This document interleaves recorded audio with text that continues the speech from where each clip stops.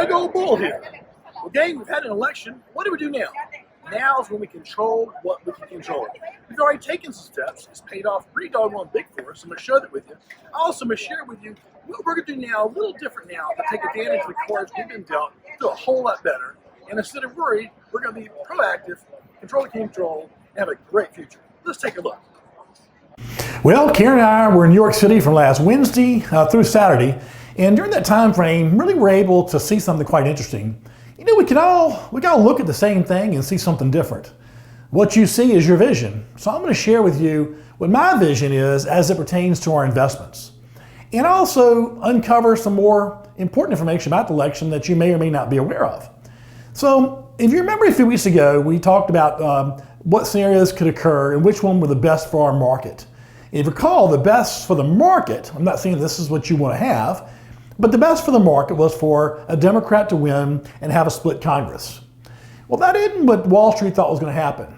They thought certainly that Biden was going to win, but the Democrats were supposed to have this blue wave come over the country where they were usurping a lot of representatives and senators and taking their places, and that just didn't happen. There was a large amount of Democrats that didn't earn their seat. The Republicans have a majority in the Senate, which really affects the market in the most positive of ways. The market does not like uncertainty, and so they also don't want a president that has carte blanche. So whoever your president is, if it's not a divided House and Senate, he's got complete control. That's kind of a dangerous place for Wall Street. So by having this set of checks and balances, by having the Senate that's run by the Republicans and by Democratic president, it really sets us up for the best of markets. It also changed the advice I'm going to give you. So listen to this. Before the election, we were having a rotation towards value stocks as being the place to go. And the thought was, with this blue wave coming in, there's going to be a ginormous amount of federal money given back to us for the COVID disaster. Not anymore. With the Republicans in the Senate, it's going to be a much more restrained amount of money going into relief. And there's been a huge rotation into growth stocks. And I was anticipating something like this happening. And that's why so many of you, when I visited this past quarter, I said we're going to wait till after the election to make any firm decisions, but we have made some. And I want to share with you what we're doing and why we're doing it. And I want you to be aware of something. I don't, and you don't, as my client, we don't do what everybody else does. So most people around the country are not, I don't want to say playing their cards, but they aren't taking this information and responding to it in the most productive way. I'm going to show you what we did just last week with our growth positions. So let's take a look at this. Please watch this entire video. This is, to me, man, this is an exciting time. It really is an exciting time because it's so clear as to what to do now. You may not quite feel that in your belly. It's really clear to me. We've already made hay with this, and I'm just dying to share this with you momentarily. So let's take a peek. Last week was significant in a couple of ways, not just the eventual selection of our president, but some things happen that are going to affect the economy and the market that if we're aware of, we can do a whole lot better. Well, one thing was with the election, the uncertainty was removed, and the market doesn't like uncertainty. So that's a real benefit. But the next thing really was the reason we had the market we had last week. We had really on fire last week, and I think it's going on fire for another few weeks. As I said before the election, I was expecting the market to turn 5 to 15% from the day of election to the first of the year. But what was happening, predicting, the market had thought that there was going to be a blue wave. Democrats going to take over the House and the Senate, and that would allow them to spend an enormous amount of money on stimulus, which we were anticipating, and that would bring in value stocks. Also, what the market didn't like about a blue wave was that the likelihood of having significant tax changes was really there and nothing to stop it. Well, now if you read the paper, it didn't happen that way. The Republicans are maintaining the Senate, picked up quite a few House seats. As a matter of fact, it's going to change some of the political landscape going forward because the people who didn't get elected were the kind of the most extreme ones, the ones that wanted to eliminate the police and wanted to do other things like that. So what ended up happening, now that we're going to have a divided Congress, this is the best scenario with the Democratic president and a split Congress. As I said a few weeks ago in the presentation, is the best hand we can get. We'll have a stimulus. It won't be quite as big, but growth stocks will really be in favor. And for a number of our clients, I told you that we're looking to move more towards growth after the election, but I wanted to wait to see what happened in the election. And so we've really done very well with those growth stocks.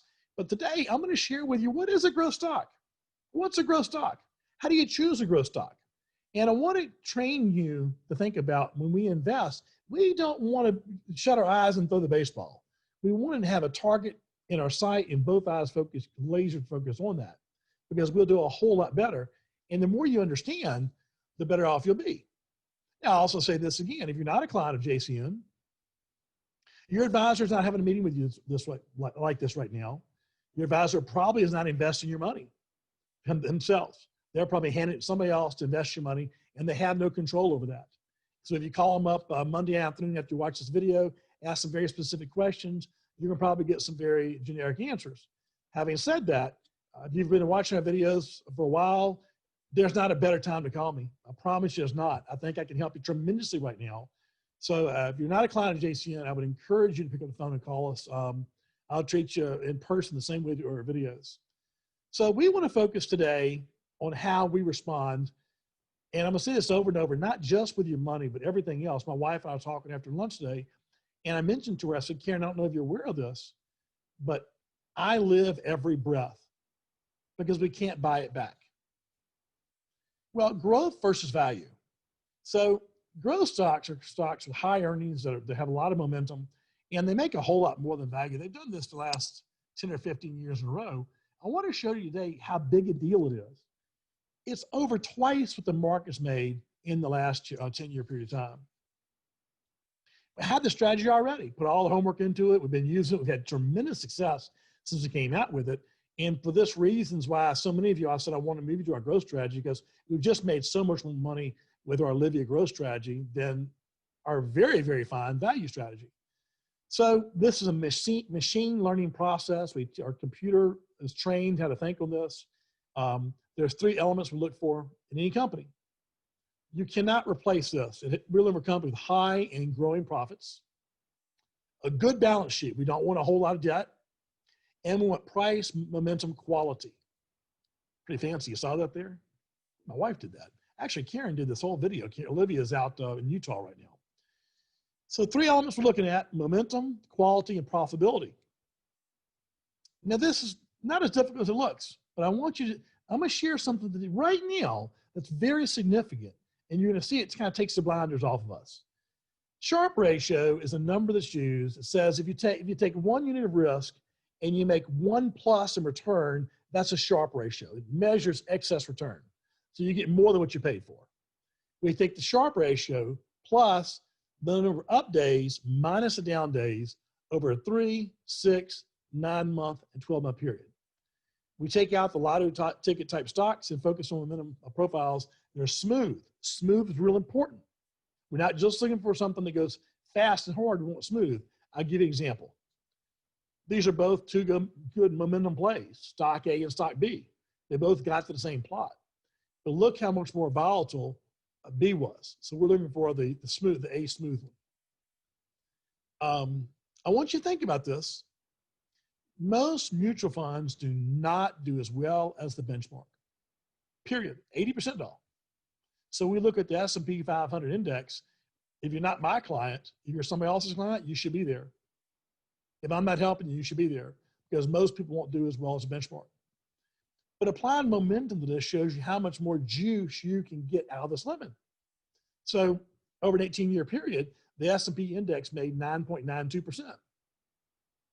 The generic momentum index made 13.5. But the one I have, that myself, Chris Hoffman, and Alex Barnell developed, made 15.8.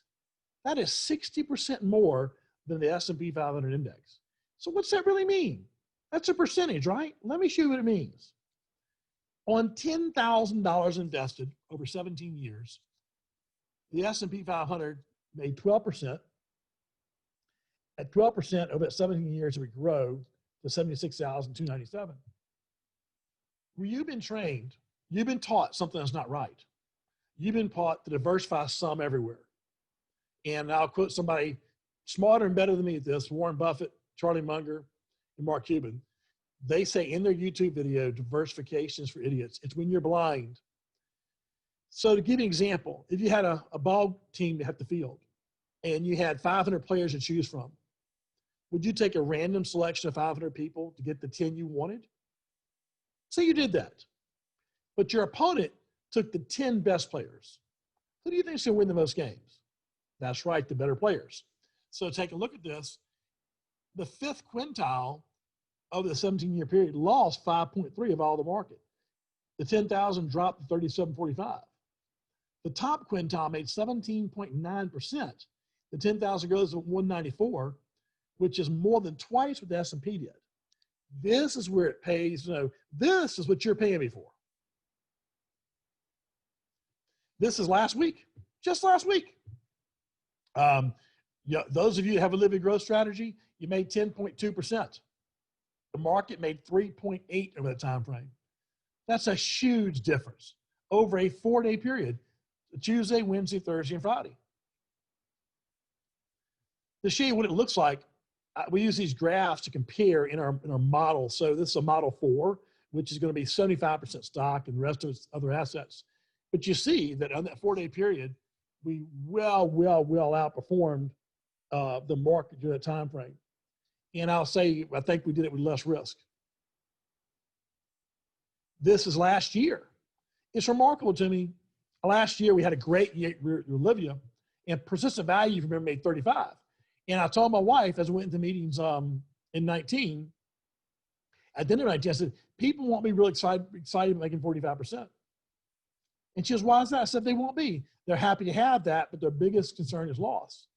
But we made a whopping 45% last year in this growth policy, that strategy, where the market made 19%. And this shows you what they look like in a Model 5, which is 80% stocks. We made a good bit more than the market made. So what we're going to be doing with all of your accounts is taking your value stocks and moving them to growth stocks. There'll be some value stocks that are still there or in our growth strategies. I'm also going to talk to you more about our fixed income strategy, because we've had a remarkable success with that strategy. We made, for a fixed income strategy, I think it's made, I think the last 4 years, we've averaged 11% with it. So these are good times for us. There probably will be some changes in what we're going to do, because I'm not just going to sit on my hand and say it's done. But I do think here at the end of the year, we should have a good time. And I'll look January, I'll tell you what I see coming there. I know that we have a tremendous amount of cash on the sidelines right now from all the stimulus we've had. And some of it is going to be how our government responds to stimulus. If they shut the whole country down, I think that we may not have the same success we had the previous time, but I'm not going to worry about that at this moment in time. Enjoy visiting you guys and gals. I will talk to you next week, and look forward to hearing from you real soon. Take care. So what do we take from this? Well, right now is a time for growth stocks. As we know, growth stocks for the last 10 or 15 years have really led the market. Here's the real thing I want each of our clients to understand. We're not just buying the whole market. We're not buying an index. So when we see these charts that shows us what growth stocks did or value stocks did, really we're just buying the cream of the crop. As a matter of fact, these videos we send out, we have a lot of y'all watch that are not our client at JCN. And I'll humbly tell you, now is the best time I can imagine to visit with me. Because think about it. Your advisor, if you're not my client, has he called you? Has he shown you what he's going to do? Think about that. Is he going to do anything different? Now is the time to make hay, particularly now through the first of the year. I was saying up until the election, I thought the market would give us 5 to 15% from day after election through the first of the year. And with our strategy we have, I think we're up 9% right now just on our growth stocks. That's through last Friday. So as my client, I want you to watch this video, call me with any questions you have, and know that although you may or may not have agreed with how the election turned out, from the financial end, we're in an excellent spot because we've got our thinking caps on.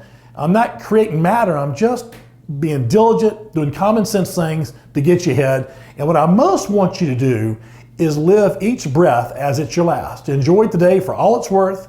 No amount of money can buy today, so take advantage of it. Look forward to seeing y'all soon. Take care.